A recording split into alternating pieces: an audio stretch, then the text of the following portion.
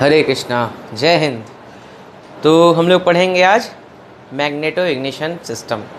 अब तक हम लोगों ने पढ़ा बैटरी इग्निशन सिस्टम तक पढ़ा था, उसके बाद स्पार्क प्लग देखा था।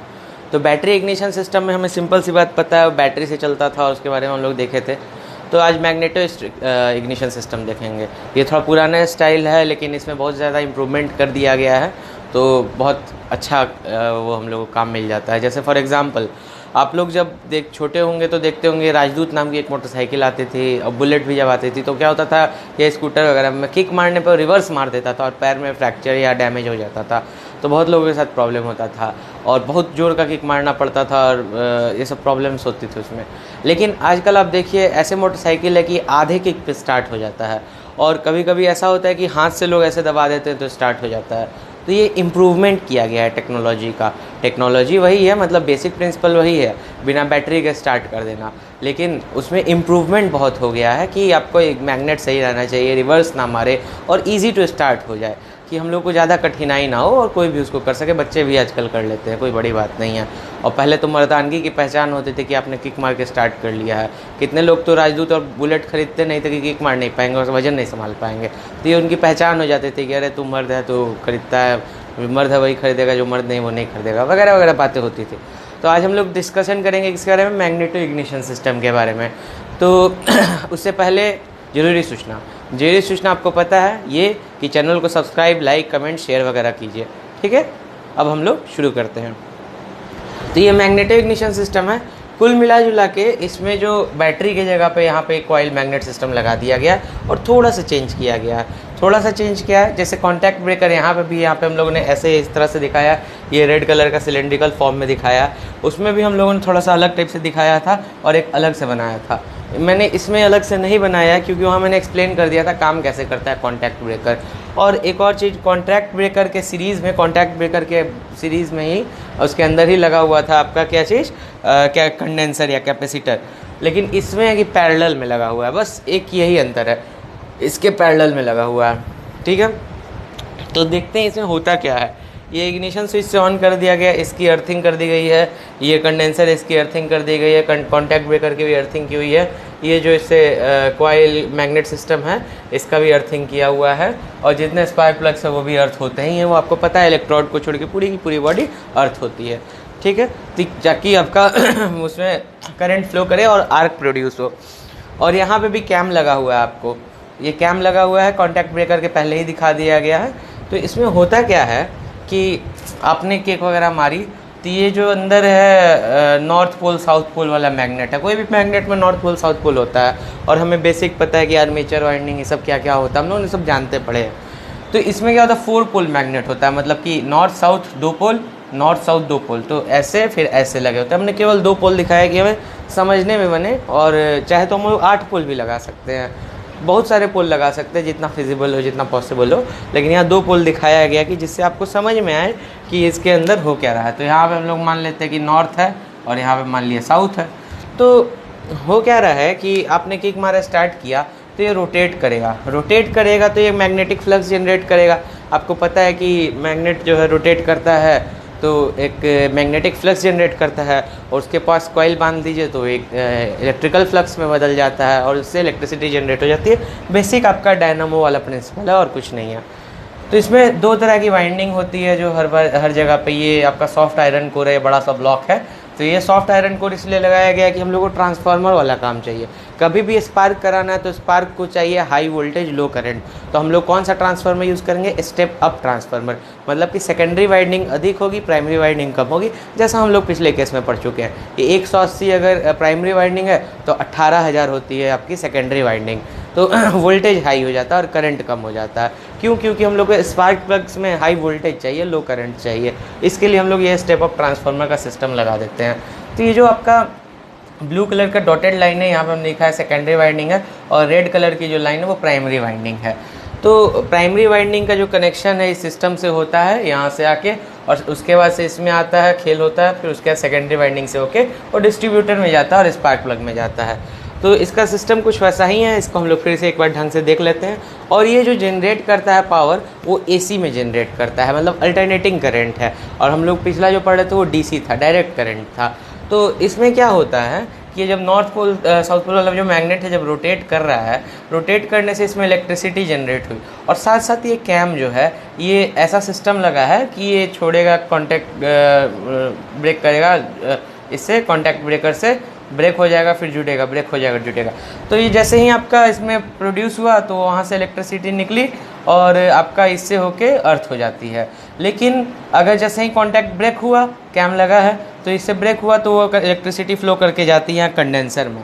कंडेंसर के अंदर जब करंट जाता है तो होता क्या है कि कंडेंसर हो जाना शुरू हो जाता है, चार्ज होने लगता है, और जब चार्ज हो जाता है तो वो इतनी बिजली स्टोर कर लेता है कि अब उधर से अधिक है, तो क्या करेगा वो उधर की बिजली को पुश करना शुरू कर देता है, अब रुको अब मेरी बारी है, अब मैं शक्तिशाली हो चुका हूँ तुमसे ज़्यादा। तो इससे ही लिया, इसी से गया और इसी को अब वापस ढकेल रहा है। तो अब क्या हुआ कि ढकेलना शुरू किया, तो पहले जो आपका करंट आया वो ऐसा आया, जैसे यहाँ पे बना दिया, ठीक है। पहले जो करंट हमारा आ रहा था वो आ रहा था, आने वाला करंट था वो ऐसे 0 से शुरू हुआ था, फिर ऐसे बढ़ के आया, तब तक यहाँ चार्ज हो गया कैपेसिटर, कंडेंसर जो है चार्ज हो गया, तो वो रुकना शुरू करता था, अब वो फॉल डाउन होके 0 पे पहुँचेगा, 0 पे पहुँचेगा। अब ये वापस रिवर्स फ्लो कराएगा कि अब हमारी शक्ति बढ़ गई है, अब हम तुम्हें वापस देंगे। तो ये इलेक्ट्रिसिटी यहाँ से नहीं आती है, इस सिस्टम से कभी नहीं आता है, यहाँ से इस वायर से आया है यहाँ पे, ठीक है। पहले जो करंट आया, फिर उसके बाद ये वापस पुश करना शुरू किया, पुश करना शुरू किया तो क्या हुआ कि ये 0 हो गया, 0 हो गया। अब वो सेकेंडरी कॉइल में अपना इलेक्ट्रिसिटी मतलब उसमें जाना शुरू हो जाता है और उसमें वोल्टेज बढ़ जाता है, तो ये जो अब निगेटिव करंट हो जाता है, तो निगेटिव है और फिर ऐसा ही चलता रहेगा, तो ये AC बन जाता है, AC करंट का सिंबल है, हम लोग जानते हैं साइन वेव होता है। फिर ये करंट रिवर्स हुआ और रिवर्स होके इसमें चला गया और इसमें से होके गया डिस्ट्रीब्यूटर में, और हाई वोल्टेज का होके डिस्ट्रीब्यूटर ने 1 2 3 4 स्पार्क प्लग्स हैं उसमें उन्होंने जो जो सिलेंडर्स के अंदर फिट है उसमें उसने भेज दिया, और जहाँ जहाँ आपको फायरिंग करानी होगी टाइमिंग के साथ वो टाइमिंग सेट करके हम लोग उसमें फायरिंग करा देते, डिस्ट्रीब्यूटर से टाइम सेट होता है। तो इसमें 2 चीज़ है हमें समझ में आ रही है कि पहले बैटरी इग्निशन सिस्टम से इसका सेटअप में पहला तो है कि कंडेंसर यहाँ सीरीज़ में नहीं पैरेलल में लगा हुआ है, उसमें सीरीज़ में लगा हुआ था। और दूसरी बात ये है कि आपका इस कॉइल से होके आ रहा है, मतलब मैग्नेट से इलेक्ट्रिसिटी का प्रोडक्शन हो रहा है, उसमें आपको कौन सा होता था, DC करंट होता था, इसमें कौन सा हो रहा है, AC करंट हो रहा है, हम लोग देख रहे हैं साफ साफ। तो ये आपका सिस्टम वही है, रिवर्सल ऑफ करंट होके जाएगा, वोल्टेज बढ़ जाएगा, इसमें करंट कम हो जाएगा इसी स्टेप अप ट्रांसफार्मर के थ्रू, और डिस्ट्रीब्यूटर से जाके स्पार्क प्लग में चला जाएगा। ये हो गया आपका मैग्नेटो इग्निशन सिस्टम। और आज हम लोग देखेंगे साथ साथ 2-3 पॉइंट्स भी है, मौखिक रूप से मतलब बोल चाल के डिस्कस करेंगे कि बैटरी इग्निशन सिस्टम और मैग्नेटो इग्निशन सिस्टम में अंतर क्या होता है। तो देखिए मतलब अंतर तो होता है, लेकिन बेनिफिट्स और क्या कहते हैं उसे हम लोग एडवांटेज डिसएडवांटेज के रूप में देखेंगे। तो पहला है कि मैग्नेटो इग्निशन सिस्टम जो है ये मीडियम टू हाई स्पीड के लिए बढ़िया है। हम लोगों ने देखा था कि बैटरी इग्निशन सिस्टम में एक प्रॉब्लम थी कि वो मीडियम और हाई स्पीड के लिए ठीक नहीं था, लो स्टार्टिंग के लिए वो ठीक था, यहाँ बैटरी आपको पावर दे देता है तो आप उसको लो स्टार्टिंग के लिए बढ़िया आपको मिल जाता है, लेकिन आगे वो कोप अप नहीं कर पाता उस स्पीड से, क्योंकि उतना जल्दी आपका वोल्टेज ट्रांसफॉर्म नहीं हो पाता है, लो वोल्टेज हाई वोल्टेज में नहीं हो पाता है। तो ये प्रॉब्लम आती थी, हम लोगों ने देखा था। लेकिन इसमें ये अपोजिट चीज़ है कि इसमें वाइंडिंग वगैरह के कारण, मैग्नेटिक कॉइल वगैरह होने के कारण आपका ये हाई स्पीड और मीडियम स्पीड पे अच्छा काम करता है। लेकिन इसका डिसएडवांटेज क्या है, इसका डिसएडवांटेज ये है कि ये लो स्पीड पे ख़राब काम करता है। तो जो उसका एडवांटेज इसका डिसएडवांटेज, इसका एडवांटेज उसका डिसएडवांटेज। तो ये चीज़ हमें समझ में गई कि मैग्नेटो इग्निशन सिस्टम क्या है, मीडियम से हाई स्पीड के लिए बढ़िया और बैटरी वाला लो स्पीड के लिए बढ़िया। दूसरी बात है कि बैटरी इग्निशन सिस्टम का जो बैटरी था वो अनरिलायबल पार्ट माना जाता है। एक्चुअली बैटरी हम लोग अपने डेली लाइफ में देखते हैं, ऐसा कोई अनरिलायबल पार्ट नहीं है, यदा कदा ही मतलब कभी कभी ही होता होगा कि आपका बैटरी बैठ गई है, ऐसे आपकी बैटरी बैठती नहीं, मतलब बैटरी डिस्चार्ज होकर एकदम ख़त्म नहीं हो जाती है, लेकिन उसको अनरिलायबल पार्ट माना जाता है।